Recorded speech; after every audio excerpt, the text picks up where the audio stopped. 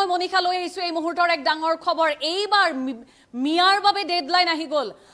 গ'ল এইবাৰ মিয়াৰ বাবে ডেডলাইন 15 আগষ্ট শেষ সময়সীমা 15 আগষ্টৰ ভিতৰত মিয়াই এৰিব লাগিব দখলদাৰী ভূমি এই মুহূৰ্তৰ ডাঙৰ খবৰ মিয়াৰ বাবে ডেডলাইন আহি গ'ল মিয়াৰ বাবে ডেডলাইন নিৰ্ধাৰণ কৰিলে কোনে সন্দেহযুক্ত নাগৰিকৰ বাবে ডেডলাইন নিৰ্ধাৰণ কৰিলে কোনে 15 আগষ্ট ভাৰতৰ স্বাধীনতা দিৱস উদযাপনৰ সেই দিনটোকে শেষ সময়সীমা ৰূপে নিৰ্ধাৰণ কৰিলে কোনে মিয়াৰ বাবে ডেডলাইন ৰূপে নিৰ্ধাৰণ কৰিলে কোনে গ্ৰাফিক্স প্লেটৰ সহায় লৈছো গ্ৰাফিক্স প্লেটৰ জৰিয়তে জনাইছো বিতং খবৰ কিয়নো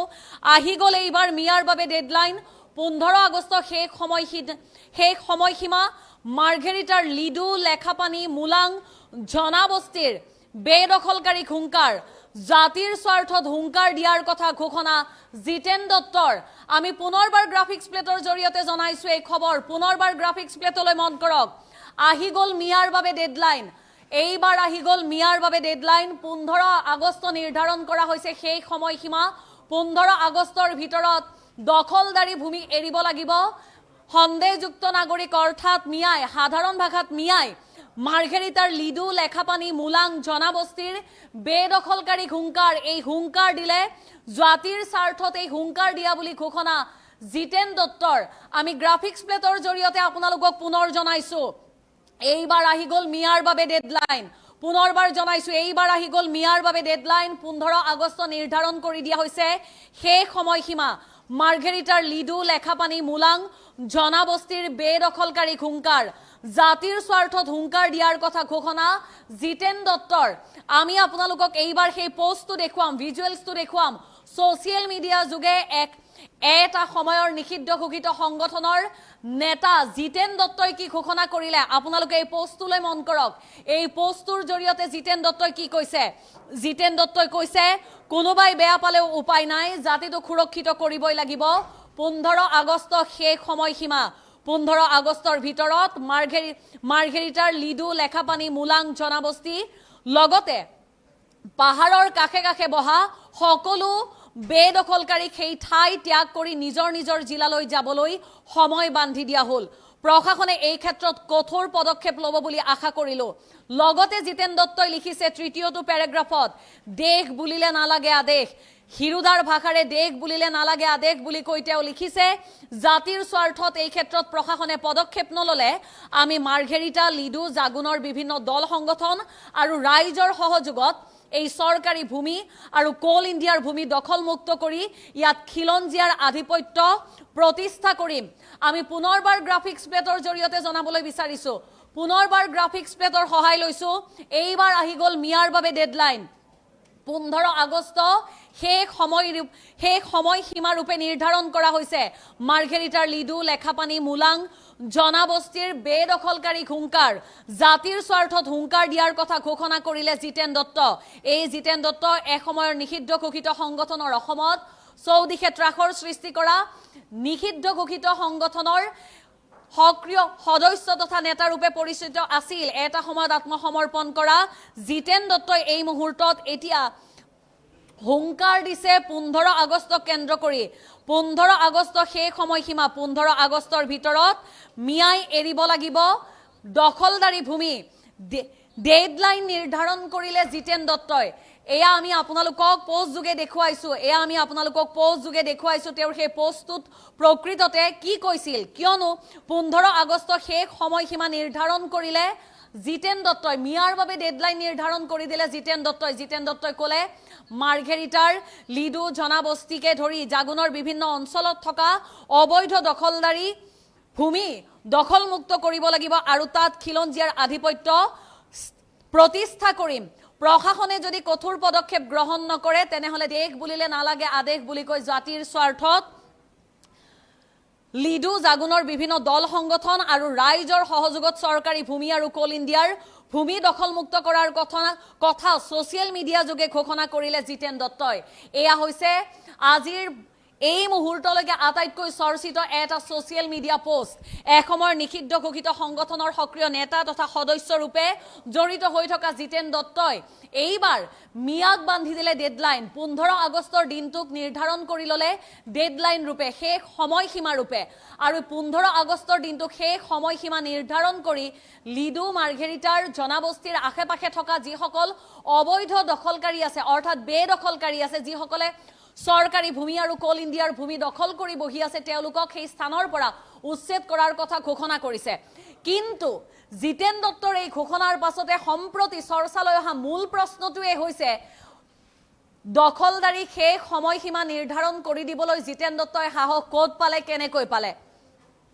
কি নৈতিক অধিকাৰৰ ভিত্তিত জিতেন দত্তই সেই 15 আগষ্টক শেষ সময়সীমা ৰূপে নিৰ্ধাৰণ কৰিলে 15 আগষ্ট ভাৰতৰ স্বাধীনতা দিৱস ভাৰতে 1947 চনৰ 14 আগষ্টৰ মাজনিশা অৰ্থাৎ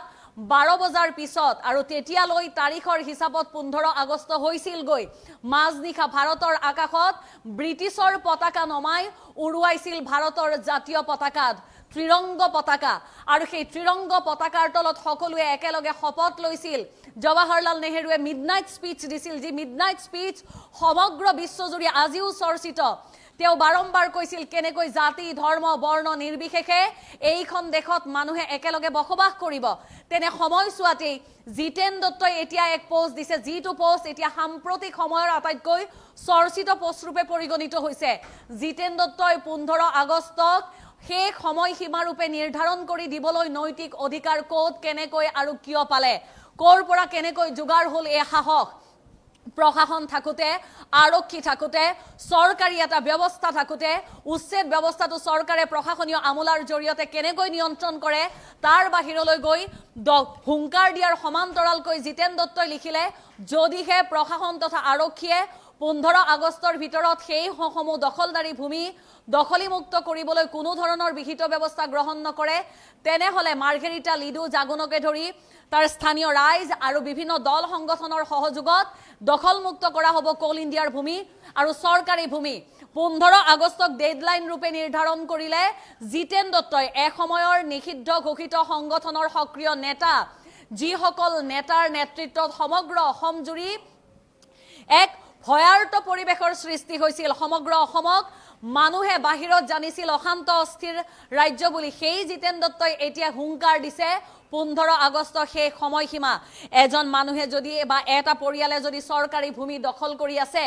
তেওঁলোকৰ বাবেও তেওঁলোক ভাৰতীয় নাগৰিক হয় নে নহয় সেয়া প্ৰমাণ কৰিব আইনীয় ব্যৱস্থাই ভাৰতীয় সংবিধানৰ অন্তৰ্গত বিভিন্ন ন্যায়িক ব্যৱস্থাই সেই ন্যায়িক ব্যৱস্থাই ঠিক কৰিব প্ৰকৃততে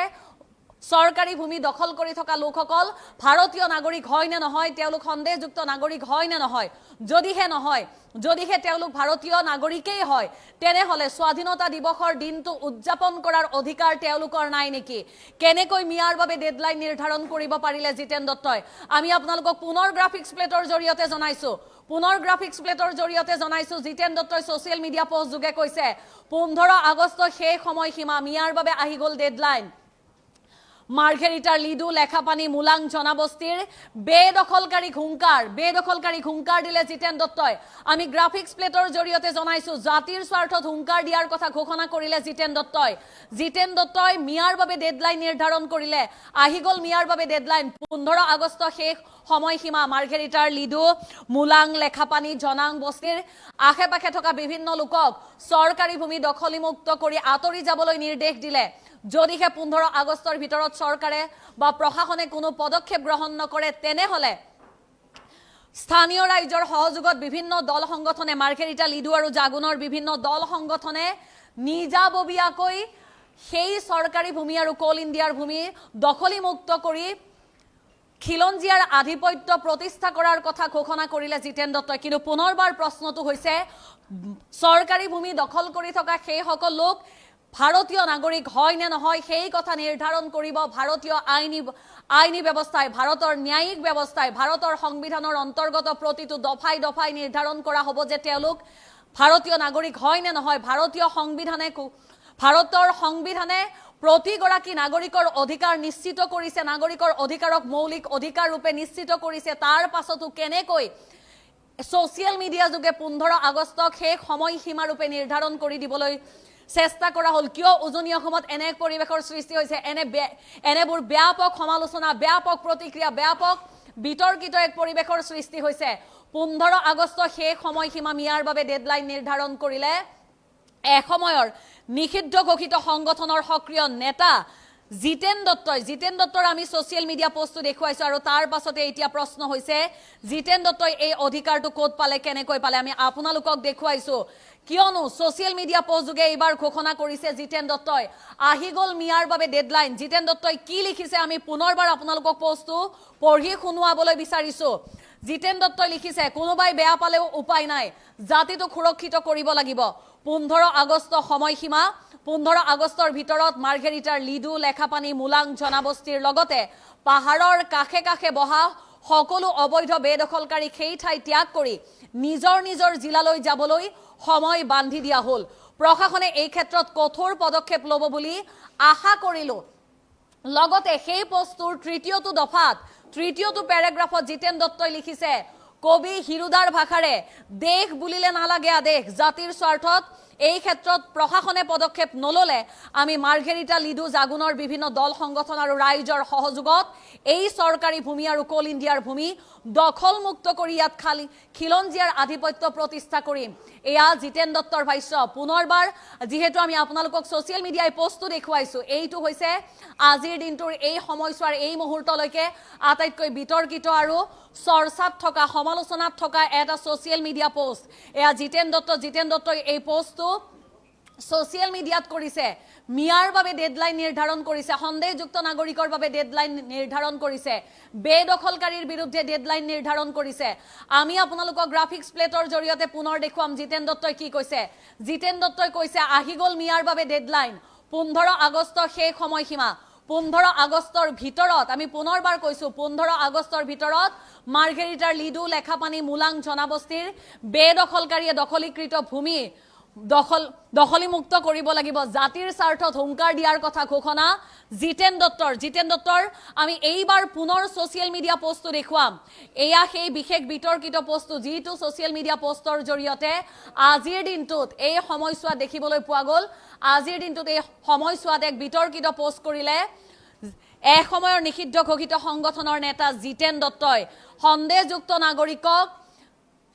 দখলীকৃত ভূমি যদি তেওঁলোকে নিজে খালি নকৰে প্ৰশাসনে যদি কঠোৰ পদক্ষেপ নকৰে তেনেহলে 15 আগষ্টৰ ভিতৰত সেই সমূহ বেদখলকাৰীক উচ্ছেদ কৰাৰ কথা ঘোষণা কৰিলে জিতেন দত্তই কিন্তু প্ৰশ্নটো হৈছে তেওঁলোক ভাৰতীয় নাগৰিক হয় নে নহয় চৰকাৰী ভূমি দখল কৰি থকা লোকসকল ভাৰতীয় নাগৰিক হয় নে নহয় 15 আগষ্ট ভাৰতৰ স্বাধীনতা দিৱস ভাৰতত থকা প্ৰতিজন লোকে ভাৰতত বাস কৰা প্ৰতিজন ভাৰতীয় নাগৰিকেই স্বাধীনতা দিৱসটো মূৰ থিয় কৰি ভাৰতৰ জাতীয় পতাকাক সেলিউট জনাই উদযাপন কৰাৰ দিন স্বাধীনতাৰ জয়গান গোৱাৰ দিন সেই দিনটোকে কিয় নিৰ্ধাৰণ কৰি ললে এনেবোৰ প্ৰশ্ন এনেবোৰ সমালোচনা এনেবোৰ বিতৰ্ক পুনৰ দেখিবলৈ পোৱা গৈছে কিয়নো জিতেন দত্তই কৰিছে এটা বিতৰ্কিত পোষ্ট পুনৰবাৰ গ্ৰাফিক্স প্লেটৰ জৰিয়তে জনাইছো এই পোষ্টটোৰ কথা জিতেন দত্তই কৈছে 15 আগষ্ট শেষ সময়সীমা আহি গ'ল মিয়াৰ বাবে ডেডলাইন 15 আগষ্টৰ ভিতৰত মাৰ্ঘেৰিটাৰ লিডু লেখাপানী মুলাং জনবস্তিৰ আশে-পাশে থকা যিসকল বেদখলকাৰী আছে তেওঁলোকে ভূমিসমূহ দখলীমুক্ত কৰিব লাগিব প্ৰশাসনে কঠোৰ পদক্ষেপ গ্ৰহণ নকৰিলে আইন হাতত তুলি লোৱাৰ কথাও যেন এক প্ৰকাৰ ইংগিতেৰে ঘোষণা কৰিলে জিতেন দত্তই